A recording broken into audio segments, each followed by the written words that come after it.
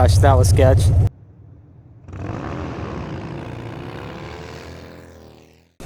Oh man. Alright, ¿qué pasó, amigos? John's Moto Garage. As always, welcome back to the channel.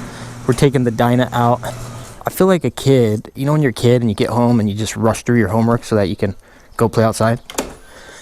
That's how I feel as of late.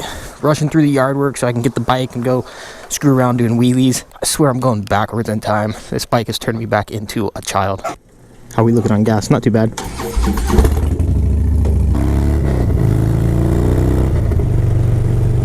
I've had a few people recently ask how much I was able to pick up this Dyna for. If you're new to the channel, I do a lot of buying and selling on the side, so I'm always looking for good deals. And it was no different with this bike. I was doing my research for a little while trying to find the right bike. So I'm going to talk a little bit today about, I'll go over how much I paid for the bike. I'll go over whether or not I think I got a good deal on it and why. And for many of you out there wanting to break into the Harley Wheelie scene or just looking to get into the club style scene, you may be wondering, you know, do I buy my own and build it up? Should I buy one that's already built? Kind of what are the options? What are the pros and cons? So I'll talk a little bit about that just based on my experience with this bike. And I'm rolling over to the wheelie spot, see if I can get some practice in.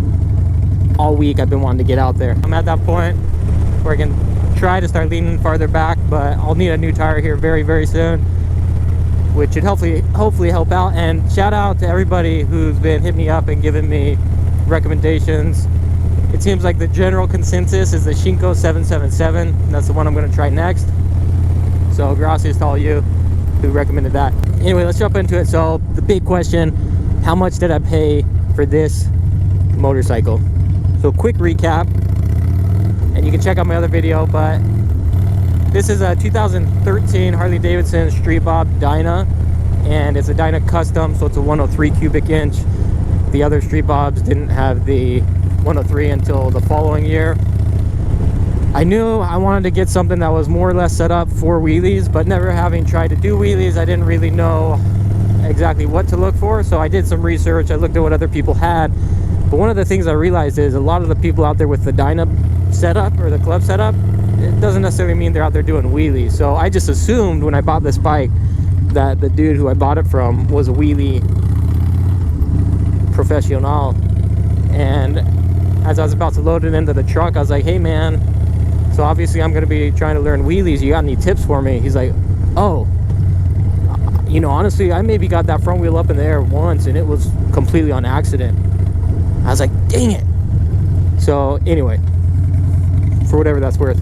But this one, you know, came with the lane splitter bars, the quarter fairing, comes with the Fox suspension in the rear. It's got the mag wheels. It's just got some little touches here and there. Some of the things I was looking for. It had brand new tires when I bought it. All in all, it was in pretty good condition and had the upgrades that, from what I saw, most people look for when they're doing the, you know, club style Dyna. So the dude was asking $13,000. I think $12,900 initially was what he was asking, and I watched it for a while. He ended up lowering the price after a month or two, I think to $12,500, and he really didn't have very good photos. I could barely see the side, the right side with the exhaust. You could barely see it. It was all shadow, and that's, in my opinion, the coolest looking side of the bike. So part of me was like, I don't know, I don't really dig the matte black. But then finally I messaged him, and that's how it always starts for me, man. Once I reach out and hit them up, if they're responsive and they're willing to negotiate, game over for me, dude. Odds are I'm gonna end up looking at the motorcycle. And he really did not want to go below 11.5. Yeah. And then I ended up looking at one other bike prior to this that was only listed for $7,500. It was a 2014 Street Bob, and that thing was like the dopest looking bike in the pictures, but it had like 45,000, almost 48,000 miles. And after getting there and seeing it in person, I realized it just was not in the mechanical condition that it needed to be. So I passed on that one. I lost the footage, otherwise I'd show you guys. When I went and looked at this, the first thing I noticed is just how clean it was. You could tell the dude had just babied it. It was a very clean bike. And the story was the guy had bought it and he was going to basically turn it into his club style Dyna, which he did. And he dumped a lot of money into it. and then I think he had inherited another bike that had more sentimental value and just didn't have the need for the 2 motos. So he was taking a big hit on this motorcycle, and I'll talk a little bit about that later on too. But long story short, the dude really wanted 11.5. I really wanted it for 10.5. We ended up meeting in the middle at 11,000 bucks.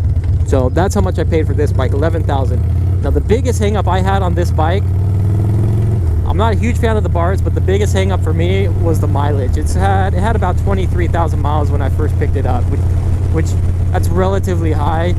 You know, motos, the shelf life just isn't there. And if I knew I was going to keep a bike forever, then whatever, it doesn't matter. You ride the wheels off of it and you get your value out of it. But, you know, in this case, I was like, man, you know, I'm unsure if I'll even be able to pull this off. And I was a little hung up on the mileage, but obviously I ended up buying the bike. So the question is, do I think I got a good deal?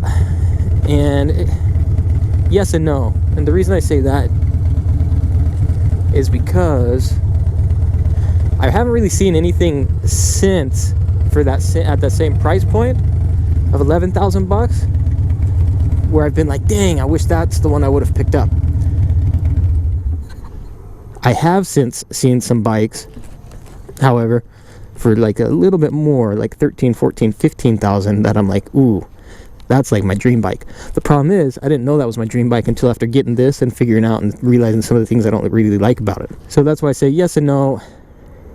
You know, had I been patient, basically the things that I don't like about the bike come down to very nitty-picky things. Like I would prefer gloss black, and I like the lowrider. Now I probably would look for a lowrider over a street bob just because I like the look of the fender a little bit more, and I, you know, prefer some different bars. So anyway, that's how much I paid for the bike, 11,000 bucks. Now there aren't a lot out there. I've been looking between here in Arizona, and I've also been looking in California, some other places, and I've seen them. They run anywhere from, you know, as low as 7,500 to 8,000 bucks for older ones with higher miles, up to, you know, $15,000 to $20,000. But it seems like for 10 to 15,000 bucks, you should be able to get one that's more or less set up already. So if you're looking for something that's more or less turnkey, where you're not going to have to dump money into suspension, chain conversion, bars, all that stuff, you should be able, for, you know, safely 13 to 14K, get one. I saw one. It was a lowrider, 2014. Already had everything except for the chain conversion, but it had super nice suspension, seat, all that stuff.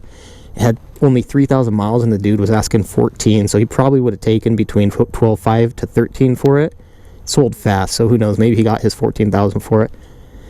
I considered going and buying that one and then, you know, selling this because it was a nice bike. Anyway, it is kind of across the board. The problem is it's a niche, if you will. It's hard to place a value on all these aftermarket accessories because people dump a lot more into these usually than what they're going to get out of them. But that's what I paid, 11,000 bucks, and for the most part, you know, I'm happy with it. I know I'm never going to recoup that. If I need to resell it, I can get close to that back. Probably not, but so there you have it. That's what I paid for it. One thing I was going to talk a little bit about is it better to build up your own bike or buy one that's already kind of built? And there's pros and cons to each. Obviously, if you build it yourself, then you're going to get pretty much everything exactly the way you want it. Now the downside is some stuff you may think you want, and then after you get it and set it up, you realize, oh crap, this doesn't really fit what I'm looking for.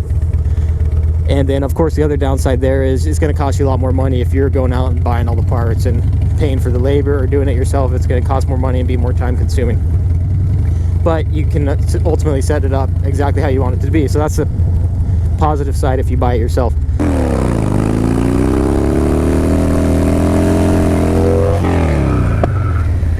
So, you know, for me, I'm a cheapskate. I'm always looking for a deal. And so for that reason, I tried to find one that was more or less already set up. And, you know, I couldn't have built a bike for that cheap. But again, you know, I had to settle for certain things I didn't necessarily want, which I can change out over time. And I may do so, or I may just look for another one. I don't know. If you want to get into Harley Wheelies, you know, I think the cheapest option is going to be obviously either going with a little bit older motorcycle or get a Sportster, man. Get a Nightster or something like that. I see people do wheelies on Nightsters completely stock, and I would assume once you figure it out on that, it shouldn't be too hard to transition moving on to something like the Dyna.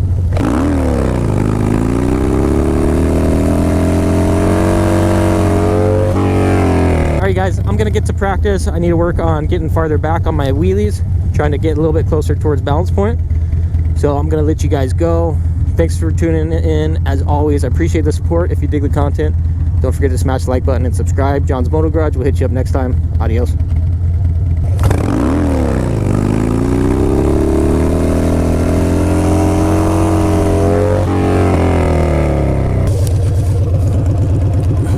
Man, look at that. So bald.